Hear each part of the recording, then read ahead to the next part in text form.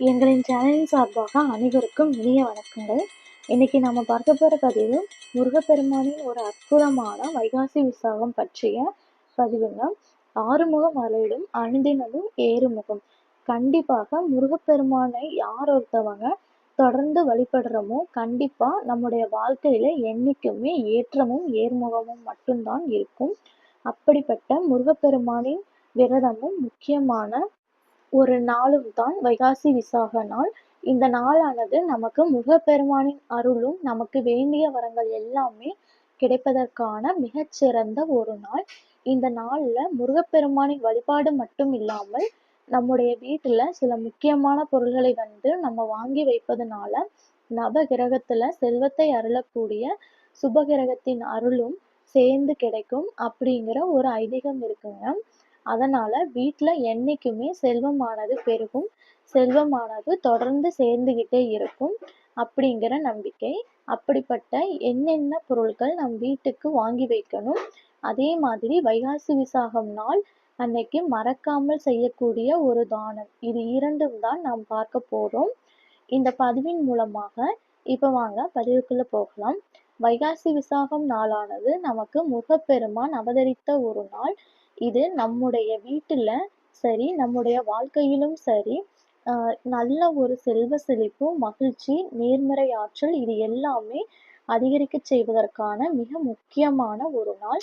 நம்முடைய வாழ்க்கையில நமக்கு என்ன விஷயம் வேணுமோ அதை குடும்பத்துக்காக வேண்டி நீங்கள் விரதம் இருந்து முருகனை போய் நம்ம தரிசனம் பண்ணினாலே போதும், கண்டிப்பாக வேண்டிய வரங்கள் கிடைக்கும் அப்படிங்கிற ஐதீகம் இருக்குங்க. முருகப்பெருமான் ஆறுபடை வீடுகளில் ஒவ்வொரு தலத்திலும் ஒவ்வொரு திருக்கோலத்துல காட்சி தர்றாரு. இந்த ஒவ்வொரு தலத்திலும் நாம போய் வழிபட்டோம்னா ஒவ்வொரு விதமான பலன்கள் கிடைக்கும். குறிப்பா குடும்பத்துல திருமண தடை இருக்குன்னா பழமுதிர்ச்சோலையில போய் வழிபடலாம். நல்ல ஒரு ஞானம் கிடைக்கணும்னா, நல்ல தொழில் சிறக்கணும் அப்படின்னா சுவாமிமலைக்கு போய் நம்ம வழிபடலாம்.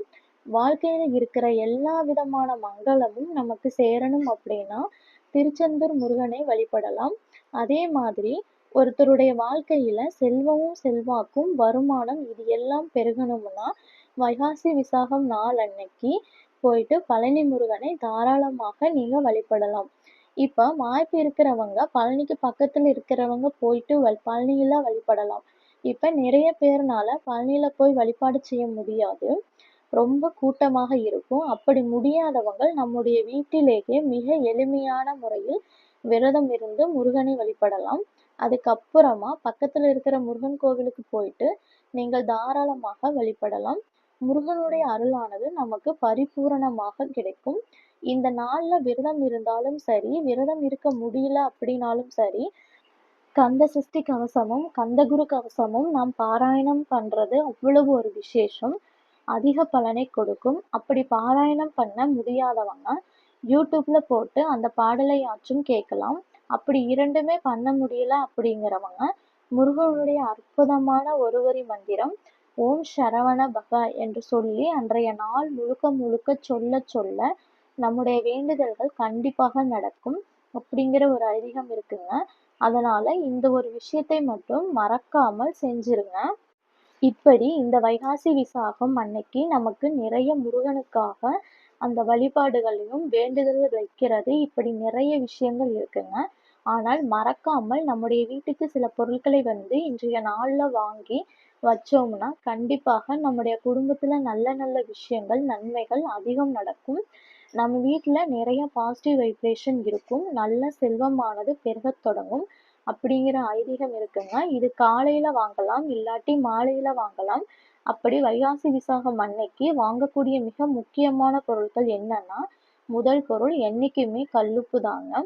கல்லுப்பு மகாலட்சுமி அம்சம் கொண்ட ஒரு பொருள்.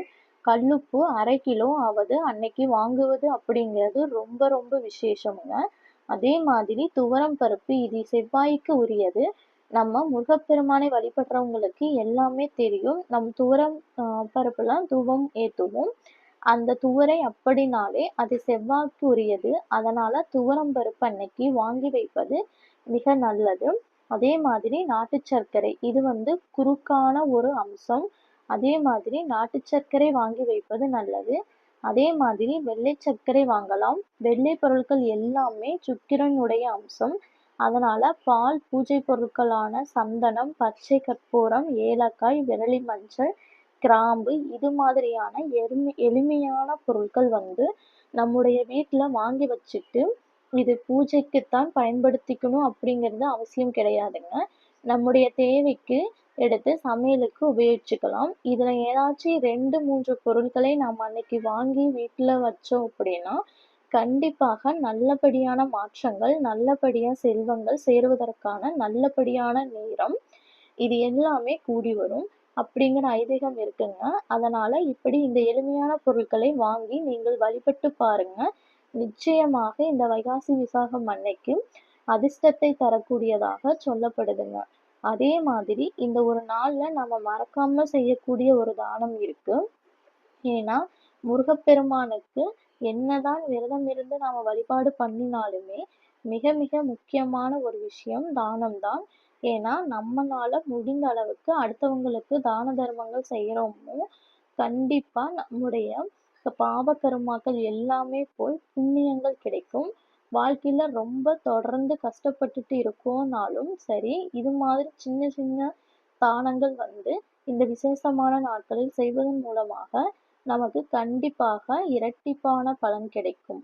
அன்றைய நாள்ல முருகப்பெருமானுக்கு அபிஷேகத்திற்கு உங்களால முடிஞ்ச அளவுக்கு 1 லிட்டரோ 1/2 லிட்டரோ பாலாவது வாங்கி தரணும் அன்றைய நாள்ல. ஏன்னா முருகப்பெருமானுக்கு அபிஷேகத்திற்கு பால் தருவது அப்படிங்கிறது ரொம்ப ரொம்ப விசேஷம்.